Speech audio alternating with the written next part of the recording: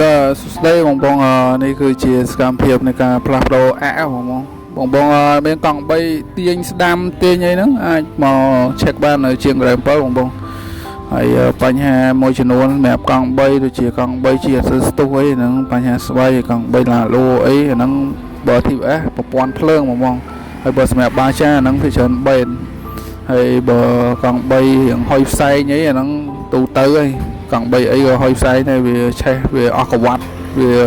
ច្បាប់វាអត់ចិត្តអីចឹងណាអញ្ចឹងបងអាចមក check បានគាត់ស្ដាប់សលេងចឹងខូចអីអញ្ចឹងមកអញ្ចឹងបងដែលមានបញ្ហារបស់ហ្នឹងអាចមកក៏បានឬអតេឆាតតាមរយៈ Telegram 010 40 50 86ជាងយើងមានជំនាញច្បាស់លាស់បើភាសា12ឆ្នាំបងអញ្ចឹងហើយគ្រឿងយើងដាក់សិតតែគ្រឿង MM ហើយបងហើយសិតមានការធានាត្រឹមត្រូវទៀតបងមិនមែនធ្វើលំណាបងអញ្ចឹងបងត្រូវការធ្វើអីអាចមកជាង Grand បានឆាតតាមរយៈ Telegram 010 40 50 86យើងមានសេវាកម្មតភ្លើងឬម៉ាស៊ីន